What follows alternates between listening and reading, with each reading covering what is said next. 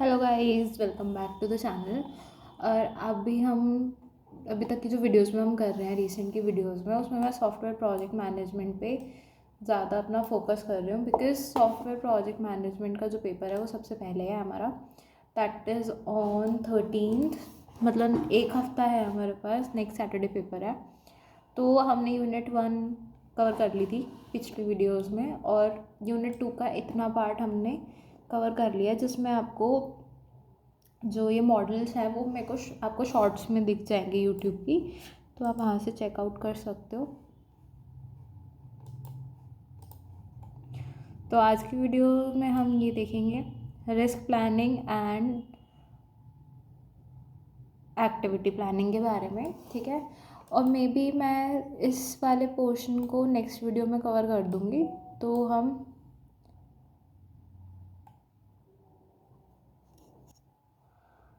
तो अभी हम ये वाली चीज़ को आज कवर करेंगे, एक्टिविटी प्लानिंग वाले पोर्शन को। रिस्क मैनेजमेंट को हम नेक्स्ट वीडियो में देख लेंगे। सो लेट्स गेट स्टार्टेड, जिसमें हमारे पास ये सारा हमारा सिलेबस है इसका।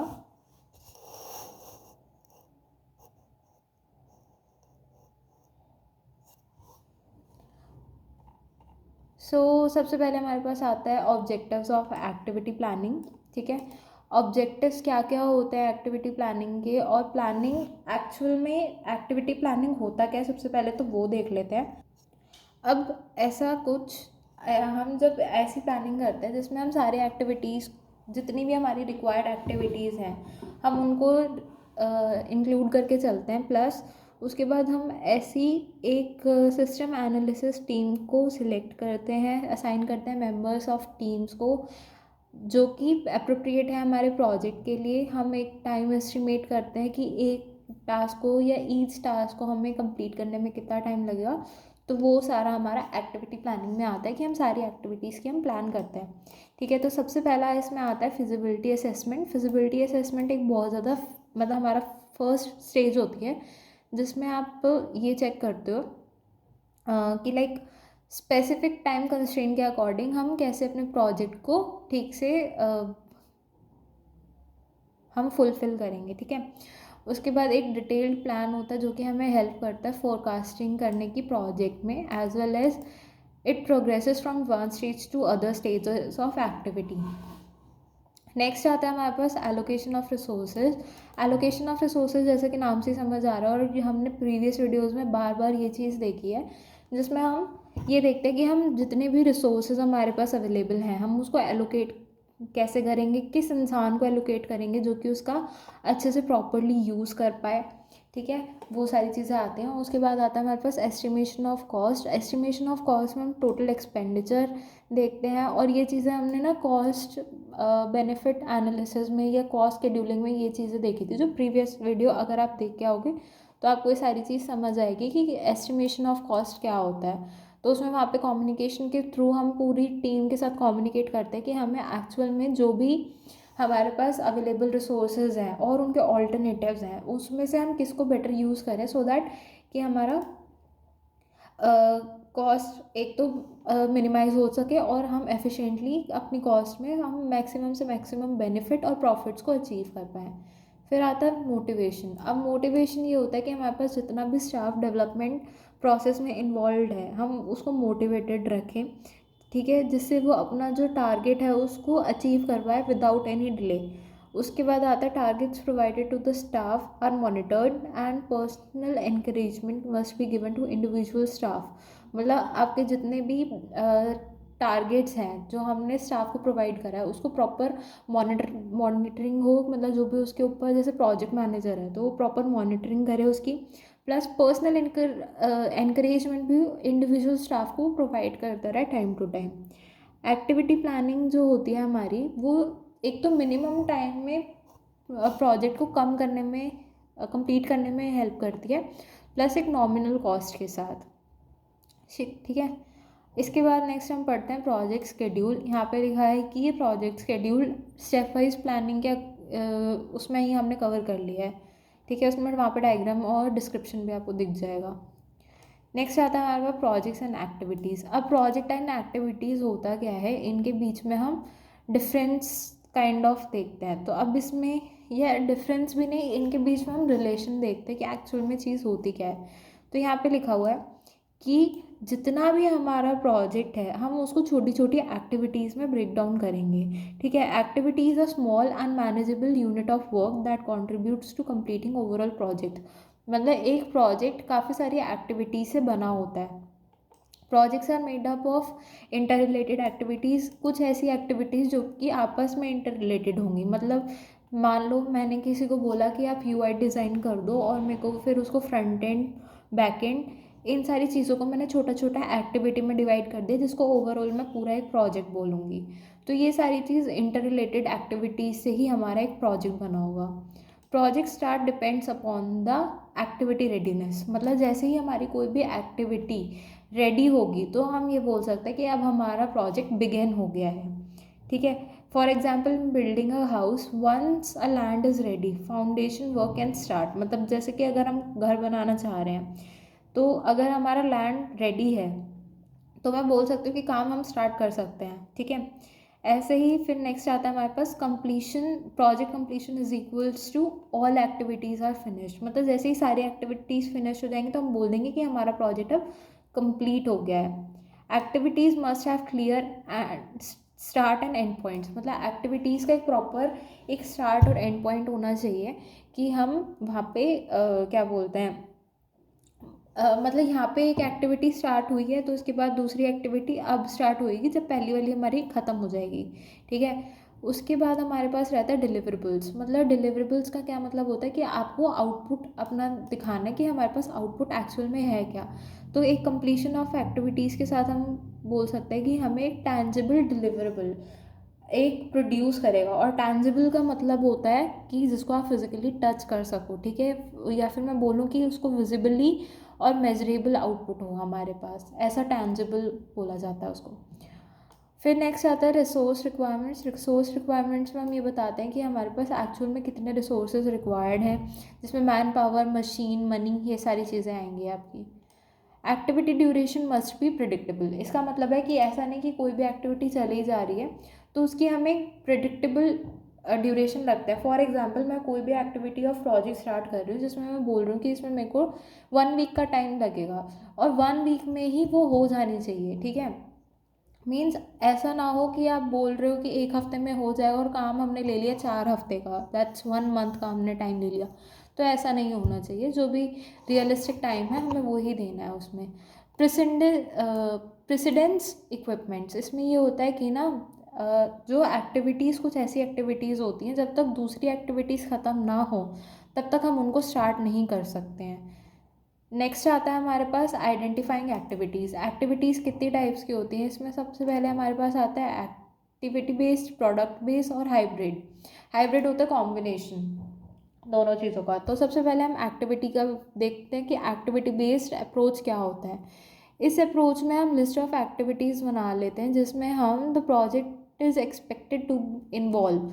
ठीक है, हम कुछ ऐसी एक्टिविटीज़ की लिस्ट बनाएंगे जहाँ पे आपको प्रोजेक्ट में जितनी एक्टिविटीज़ हम इन्वॉल्व करने वाले हैं उनकी सारी एक लिस्ट बनाई जाएगी। अब इसके हम क्या मेथड्स होते हैं हमारे पास, उसके लिए हम ब्रेनस्टॉर्मिंग सेशंस कंडक्ट कर सकते हैं with the team, referring to similar past projects. मतलब ऐसे कुछ एक्टिविटीज़ हम वहाँ से भी एक्सट्रैक्ट कर सकते हैं। फॉर एग्जांपल जैसे हम, अगर मैं अपनी बात करूँ कि हम लास्ट ईयर के स्टूडेंट्स होते हैं, हमें प्रोजेक्ट्स बनाने होते हैं। ठीक है, तो फॉर एग्जांपल मैंने लास्ट ईयर में भी प्रोजेक्ट बनाया, लास्ट सेमेस्टर में प्रोजेक्ट बनाया, मेरे पास इस सेमेस्टर भी प्रोजेक्ट है। तो मैं क्या करूँगी, मैं पिछली अपने प्रोजेक्ट को कंसिडर करके चलूँगी कि उसमें मैंने ये एक्टिविटीज़ करी थी। मतलब मैंने उसमें डॉक्यूमेंटेशन करी थी, मैंने फ्रंट एंड बनाया था, मैंने बैक एंड बनाया था। ठीक है, और डेटाबेस प्रिपेयर किया था, जो भी सामान था तो वो सब किया था। तो मैं उन एक्टिविटीज़ को कंसिडर करके चलूँगी कि मेरे को इस सेमेस्टर में भी उन एक्टिविटीज़ की रिक्वायरमेंट होगी। तो उन्हीं चीज़ों को हम वो बोलते हैं कि अब पिछले प्रोजेक्ट से अपने सिमिलर एक्टिविटीज़ या कॉमन एक्टिविटीज़ को हम एक्सट्रैक्ट कर लेते हैं। ठीक है, और नेक्स्ट आता है हमारे पास process of creating a WBS। WBS होता है आपका वर्क ब्रेकडाउन स्ट्रक्चर। अब ये क्या होता है, work breakdown structure is a hierarchical composition of project into smaller and manageable units. Each activity is defined in the term of start and deliverables required resources. This approach is especially useful for projects where main concern is work to be done rather than final deliverables. ठीक है, उसके बाद अब हमारा इसमें यही रहता है कि वर्क ब्रेकडाउन स्ट्रक्चर में आपके पास बहुत बड़ा प्रोजेक्ट है, आप उसको छोटे छोटे मैनेजेबल यूनिट्स में डिवाइड कर लो सो दैट आपका जो प्रोजेक्ट है वो अच्छे से हो जाए. लाइक हमारे अगर छोटी छोटी यूनिट्स होंगी, मैं बोल रही हूँ मेरे को पूरा प्रोजेक्ट बनाना है, वहीं अगर मैं बोलूँ कि मेरे को छोटी छोटी यूनिट्स में मैं प्रोजेक्ट अपना डिवाइड कर लूँगी तो मेरे को मतलब मेंटली भी ये रहेगा कि हाँ मुझे इस टास्क को इतने टाइम में करना है, इस टास्क को इतने टाइम में करना है. ठीक है, अब इसमें हमारे पास क्या रहता है, अगर हम एक एग्जांपल लेके चलें इसी में, तो सबसे पहले हमारे पास एक प्रोजेक्ट है जिसमें मेरे को एनालाइज करना है रैशनल डेटा एनालिसिस और लॉजिकल डेटा एनालिसिस, ये सारी चीज़. उसके बाद डिज़ाइनिंग मेरे को किसकी करनी है, data design, process design, physical design, और उसके बाद मैं बिल्ड कर दूँगी प्रोजेक्ट को. यहाँ पे हम थोड़ा सा और पढ़ लेते हैं. At the top level sits the project as whole. Below this, the project is divided into stages such as analysis, design, implementation, and there are further divided into detailed activities and tasks. For example, the design stage can be split into data design, process design, physical design, and each of which may then further broken into sub tasks like relational data analysis, logical data analysis. इसका वही मतलब है कि अगर मैंने analysis को भी अगर डिवाइड कर लिया तो मैं उनको और सब पार्ट्स में डिवाइड कर सकती हूँ. सिमिलरली अगर मेरे पास डिज़ाइनिंग फेज़ है तो उसको मैं और सब पार्ट्स में डिवाइड कर सकती हूँ. तो लाइक ये अगर मैं एक्टिविटी बोल रही हूँ तो ये और उसकी डिविज़न होता जा रहा है नीचे नीचे. ठीक है, नेक्स्ट आता है हमारे पास गाइडलाइंस फॉर WBS. गाइडलाइंस इसमें ये रहती हैं कि जो आपको इंक्लूड करना है उसमें वो पेरेंट टास्क से आपका डायरेक्टली कंट्रीब्यूट करना चाहिए. मतलब अगर मैं डिज़ाइनिंग बोल रही हूँ तो उसके जो सब पार्ट्स होंगे वो सारे डिज़ाइनिंग के ही होने चाहिए. ऐसा नहीं कि मैं डिज़ाइनिंग में एनालिसिस के पार्ट्स डाल दूँ, तो वो नहीं होना चाहिए. तो इन डिज़ाइनिंग फेजेस के लिए ये एक पेरेंट टास्क होगा इसका. तो इससे ही मतलब इसके ही उसमें होने चाहिए, इसके ही रिस्पेक्ट में होने चाहिए. ठीक है, नेक्स्ट आता है हमारे पास ensure completeness. Each level must cover all the required work. और हमें एक नेक्स्ट है हमारे पास कि अवॉइड एक्सट्रीम्स. मतलब या तो बहुत ज़्यादा डिटेल में मत जाओ टास्क की, ना ही ऐसा कि भाई इनसफिशिएंट प्लानिंग है. फॉर एग्जांपल मैं बोल रही हूँ कि मेरे को किसी बच्चे को अल्फ़ाबेट्स सिखाना है और मैंने उसको आधे अधूरे ही सिखा दिए, या मैं बोल रही हूँ कि मैंने अल्फ़ाबेट सिखाना है तो मैंने A to Z तो सिखा दिया, उसके बाद मैं उसको A1, A2, A3 ऐसे भी सिखा रही हूँ कि ये 100 तक बोलो, उसके बाद फिर B1, B2, ऐसा नहीं. ठीक है, जितना रिक्वायर्ड है उतना ही डालो, ज़्यादा उसको एलैबोरेट मत करो, ना ही ज़्यादा शैलो बताओ. एडवांटेजेस क्या होते हैं इसके, ये इंश्योर करता है एक तो आपकी कोई भी जो एक्टिविटी है वो ओमिटेड या फिर डुप्लीकेट ना हो. ठीक है, और एक कंप्लीट एक्टिविटी लिस्ट हम प्रोड्यूस कर पाते हैं प्रोजेक्ट के लिए. इजी टू एलोकेट रहता है रिस्पॉन्सिबिलिटीज़ के लिए. Can be defined as project progresses. उसके बाद आता है हमारे पास provides a clear structure of activities. और यहाँ पे हमने एक डायग्राम बना रखा है इसी चीज़ का.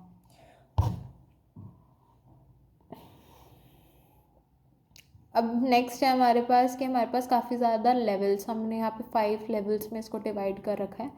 तो जिसमें सबसे पहले है मेरे पास प्रोजेक्ट. नेक्स्ट लेवल में मैं डाल रही हूँ डिलीवरेबल्स की components, work packages, and last में टास्क. तो आप इसको यहाँ पे और अच्छे से डिफाइन कर सकते हो डायग्राम के थ्रू.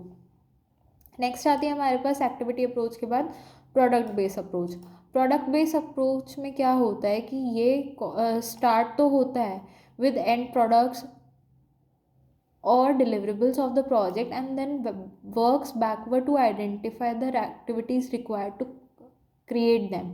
मतलब ये जैसे हमारा था प्रोजेक्ट से स्टार्ट होके यहाँ पे ऐसे यहाँ से जाके यहाँ पे ख़त्म हो रहा है, तो ये यहाँ से जाके यहाँ पे ख़त्म होएगा इसका. तो लेट्स सी इसका अगर मेरे को कोई डायग्राम दिख रहा है तो यहाँ पे एक डायग्राम है इसका. ठीक है, पढ़ते हैं इसके बारे में. Creates a product breakdown structure which list all the products and deliverable of the project. हमें सबसे पहले डिलीवरेबल्स और प्रोडक्ट्स को लिख देना है कि हमारे पास एग्जैक्ट में है क्या। फिर प्रोडक्ट फ्लो डायग्राम हमें क्रिएट करना है, जिसमें हम क्या बताएंगे कि from PBS a product flow diagram can be prepared to show how the product is related and which products depends on other. मतलब हम ऐसे दिखाएंगे कि हमारे पास जितने भी प्रोडक्ट्स हैं वो सारे कैसे रिलेटेड हैं, प्लस हम जो दूसरे प्रोडक्ट्स हैं वो हमारे डिपेंडेंट कैसे हैं दूसरों पे।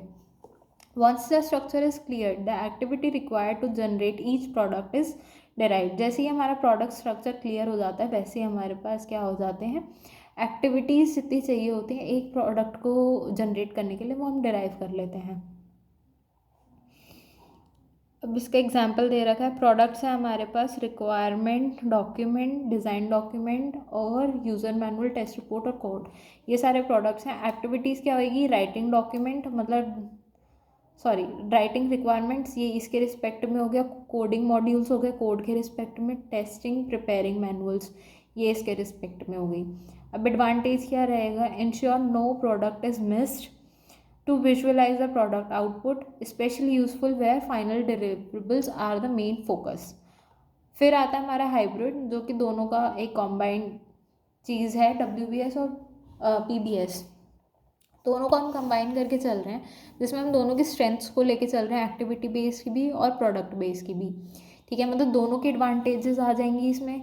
Bye starting with both the required deliverables the major activities, this method ensures that neither important task nor critical products are overlooked. ठीक है, तो फिर ये सारी चीज़ें हैं इसके बारे में, ये आप पढ़ सकते हो। नेक्स्ट हम बात करते हैं सिक्वेंसिंग एंड स्केड्यूलिंग एक्टिविटीज़ की। सीक्वेंसिंग का मतलब और शेड्यूलिंग का मतलब क्या होता है। सीक्वेंसिंग का मतलब है कि आप एक लॉजिकल ऑर्डर में चीज़ों को डिफाइन कर रहे हो। फॉर एग्जाम्पल कि एक module specification must be finish before coding begins and coding must be completed before testing. मतलब ऐसा नहीं कि आप टेस्टिंग पहले चालू कर दोगे कोडिंग होने से, ऐसा नहीं होगा, पहले कोडिंग होगी। मतलब हर चीज़ अपने सीक्वेंस से चलेगी। ठीक है, फिर स्केड्यूलिंग में आता है आपका कि आप कौन सी चीज़ कब करोगे, आपको हर चीज़ को स्केड्यूल करके रखना है। We have to schedule everything कि हमें कौन सी चीज़ कब करनी है। तो इसमें हम ये लेकर चलते हैं कि हम एलोकेट करेंगे रिसोर्सेज को, मतलब जब जिस चीज़ की नीड होगी तभी हम उसको पास करेंगे। जैसे अगर बैकएंड का काम हो रहा है तो आपको तब उस टाइम पे APIs अपनी वहाँ पे भेज देनी है। ठीक है, क्योंकि उस टाइम पे वो एलोकेशन वहाँ पे ज़रूरी है। ऐसा नहीं कि फ्रंट एंड का काम चल रहा है और हमने APIs जनरेट करके वहाँ पे भेज दी, तो ऐसा नहीं होगा। जब जिस चीज़ की ज़रूरत होगी तभी हमें वो करनी है। Together scheduling and sequencing prevent the resource conflicts, reduce idle time and make sure that the project progresses smoothly.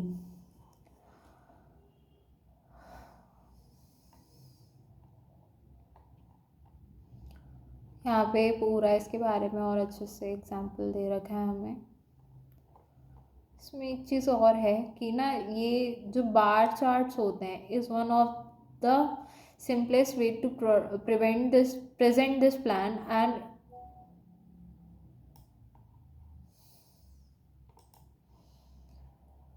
bar chart is one of the simplest way to present this plan, and it clearly shows when each task starts, how long it continues and when it finishes। मतलब ये इस type के हम charts बना सकते हैं जिसमें हम प्रोजेक्ट प्लान को बार्स के थ्रू हम रिप्रेजेंट कर रहे हैं, जिसमें हमें कौन सा टाइम कब लगेगा। अब यहाँ पे ये अगर मैं देखूँ कि ये पर्सन्स है हमारे पास, ठीक है, जिसमें हमारे पास यहाँ पे है वीक्स का, तो मतलब एक वीक में एंडी काम करेगा, टास्क A को कंप्लीट करेगा, then Andy will work on the second week for task B।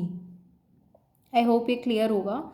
तो यही चीज़ से हम रिप्रेजेंट कर सकते हैं चीज़ों को। तो और इसमें यहाँ पे ये डिज़ाइन हमने वो भी दे रखे हैं कि ABCDE टास्क कौन से हैं, ये सारी चीज़ एक्सप्लेन कर रखी है। ओके, अब हम बात करते हैं SPM की और POD की, जो मतलब काफ़ी ज़्यादा हमें पूछ लिया जाता है पेपर में।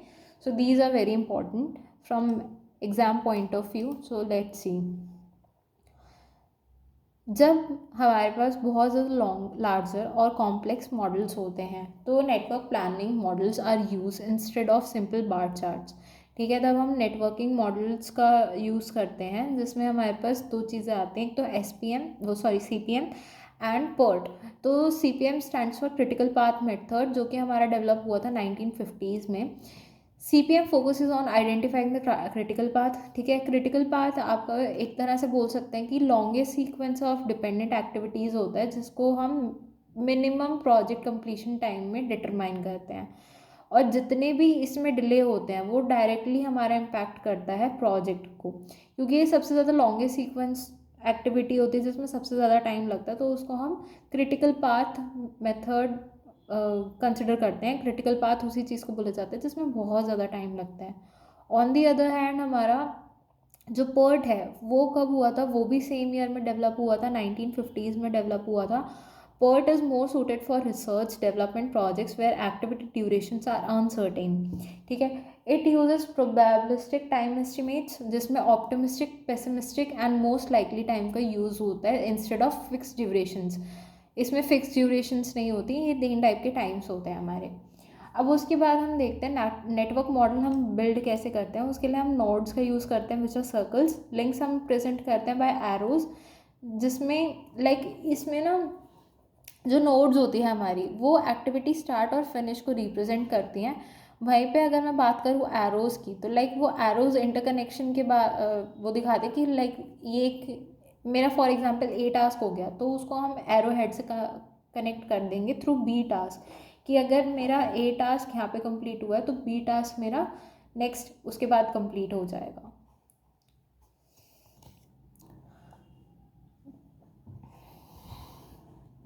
नेटवर्क बिल्ड मॉडल्स के बाद हमारे पास आते हैं लैग्ड एक्टिविटीज़, जो कि 1 मार्कर्स में मे भी पूछ लिए जाते हैं। तो इनको देखते हैं क्या होता है। तो जो लैग एक्टिविटीज़ होती हैं आपकी, ये ऐसी सिचुएशंस को हमारी रिप्रेजेंट करती हैं जहाँ पे हमारे पास डिलिबरेट डिले या फिर गैप आ जाता है दो इंटर रिलेटेड एक्टिविटीज़ के बीच में, जिसमें हम नॉर्मल डिपेंडेंसीज के ये इतना पॉइंट हो गया। नेक्स्ट है हमारे पास कि unlike normal dependencies where one activities must finish before the next step begins. A lag allows the second activity to start only after specific time interval has passed। मतलब lag activities आपकी जैसे ये हो जाएगी कि अगर मैं 2 एक्टिविटी साथ में कर लूँ, फॉर एग्जांपल मैं A और B एक्टिविटी को साथ में कर रही हूँ, तो दोनों को मैंने टाइम स्टैम्प्स दे दिए कि अगर A एक्टिविटी मेरी 5 मिनट्स के अंदर नहीं होती है, और अगर हो जाती तो वेल एंड गुड है, अगर इन केस नहीं होती तो 5 मिनट्स के बाद ऑटोमेटिकली मेरी B एक्टिविटी स्टार्ट हो जाएगी, क्योंकि मेरे को पता है कि वहाँ पे मे बी कुछ डिले आ गया, या फिर मेरे को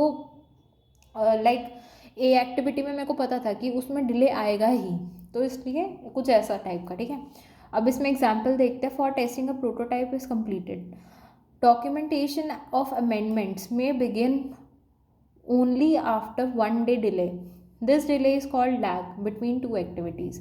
तो इस टाइप से इस एग्जाम्पल से ज़्यादा अच्छे से समझ आ रही है यही चीज़ कि मान लो मैंने एक प्रोटोटाइप बनाया, उसका डॉक्यूमेंटेशन मुझे करना है, बट डॉक्यूमेंटेशन मैं प्रोटोटाइप की टेस्टिंग के 1 दिन बाद करूँगी, तो जो वो 1 दिन का गैप आ रहा है उसको ही हम लैग कंसिडर करते हैं।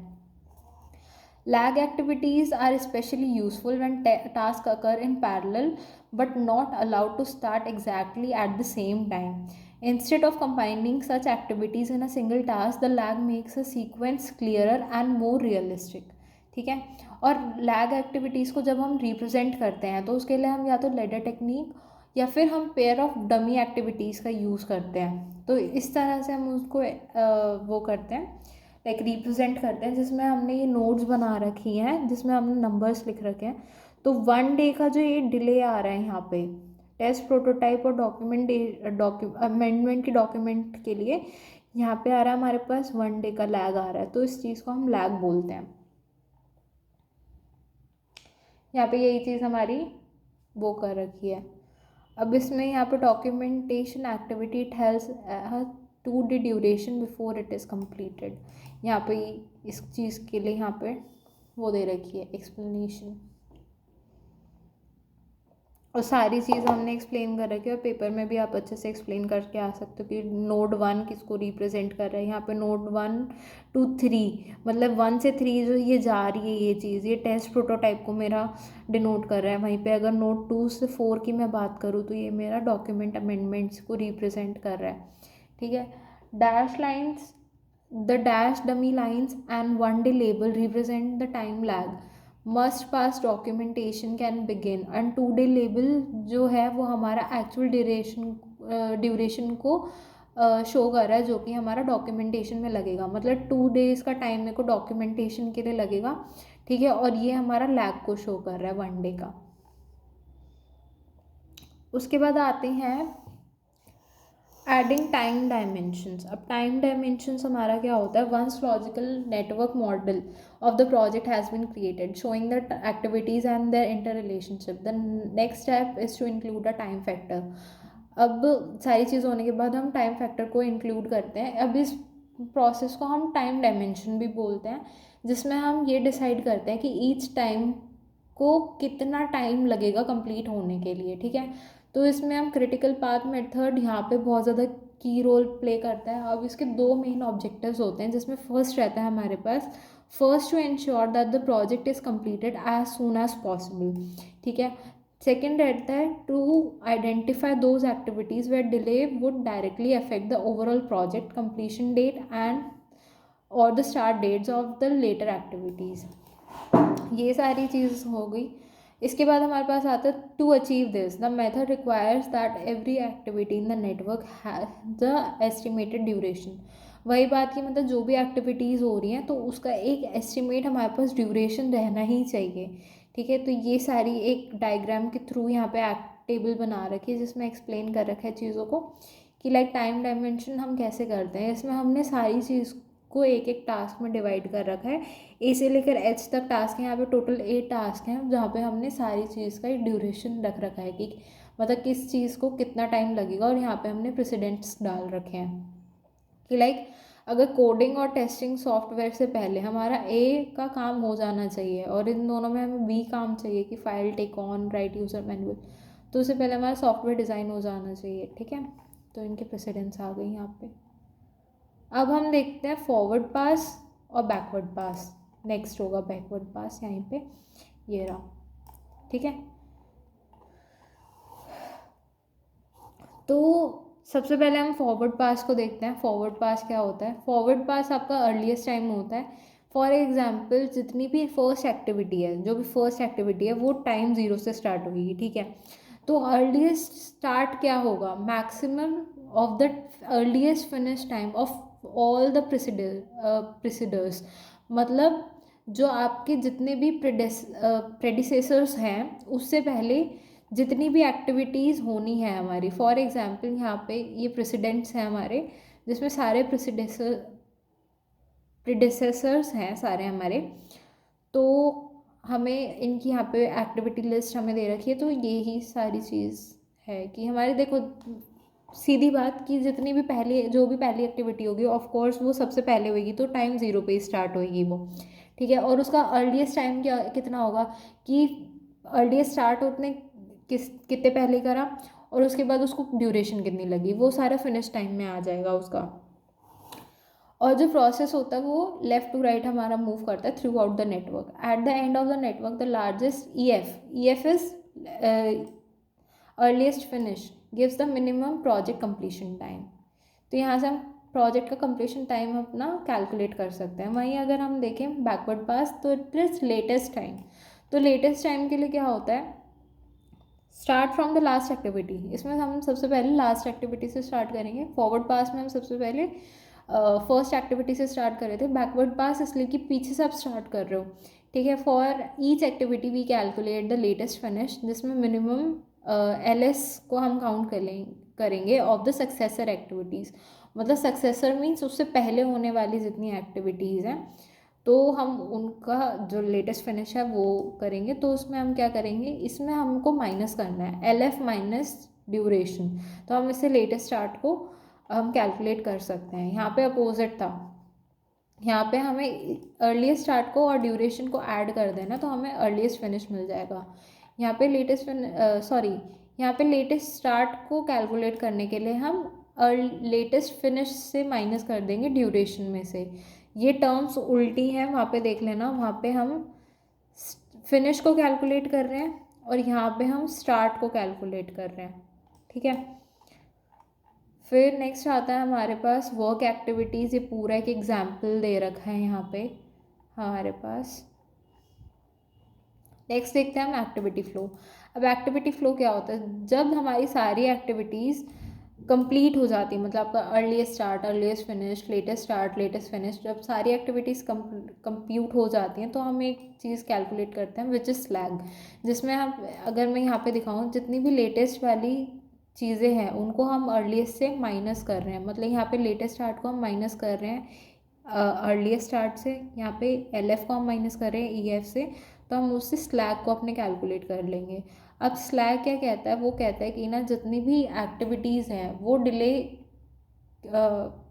Sorry, slag tales how much an activity can be delayed without delaying the overall project. मतलब हम अगर ओवरऑल प्रोजेक्ट को हम डिले ना करके एक्टिविटीज़ कितना डिले ले रही हैं खुद में, जिससे ओवरऑल प्रोजेक्ट पे कोई इम्पैक्ट ना पड़े। अगर स्लैग ज़ीरो है तो एक्टिविटी लाई कर रही है हमारे क्रिटिकल पाथ में। ठीक है, ये चीज़ और इम्पॉर्टेंट है कि स्लैग अगर ज़ीरो होता है तो उसमें क्या है। नेक्स्ट है हमारे पास critical path identification. Critical path identification को यहीं पे जैसे हमें बताया कि अगर क्रिटिकल पाथ हमें कैलकुलेट करना है या अगर स्लैग ज़ीरो है तो मीन्स क्रिटिकल पाथ में एक्टिविटी लाई कर रही है। वही बात कि अगर हमें क्रिटिकल पाथ को आइडेंटिफाई करना है तो हम ऐसे आइडेंटिफाई कर सकते हैं उन एक्टिविटीज़ को हम क्रिटिकल पाथ कंसिडर करेंगे जिनका स्लैग ज़ीरो है। ठीक है, उसके बाद this path shows the longest duration route through the network and gives the project completion time. ये जो हमारा पाथ है, क्रिटिकल पाथ जो है वो हमारा लॉन्गेस्ट ड्यूरेशन रूट को बताता है थ्रू द नेटवर्क, और एक प्रोजेक्ट कंप्लीशन टाइम हमें रिटर्न करके देता है। इस वीडियो में इतना ही। नेक्स्ट वीडियो में हम देखेंगे रिस्क मैनेजमेंट, और उसके बाद फिर हमारी यूनिट ख़त्म हो जाएगी। And thanks for watching. और अगर मेरे से कहीं गलती हो जाती है, और मैं मानती हूँ कि मेरी कई जगह टंग भी ट्विस्ट हो जाती है, so I am so sorry for that. बाकी आपको अगर लग रहा हो कि कुछ मेरे से मिस्टेक हो गई बताने में या एक्सप्लेनेशन में, तो उसके लिए भी सॉरी गाइस, क्योंकि मैं भी एक स्टूडेंट हूँ, मैं खुद भी पढ़ती हूँ, तो साथ के साथ मैं वीडियोस बना देती हूँ सो दैट कि मेरे जितने भी क्लासमेट्स हैं या मेरे साथ के जितने हैं वो भी सब पढ़ पाएँ। एंड उसके लिए आप मेरे को करेक्ट कर सकते हो कमेंट बॉक्स में। But thanks for watching. अपने फ्रेंड्स के साथ शेयर करो वीडियो, और like share and subscribe. Thank you.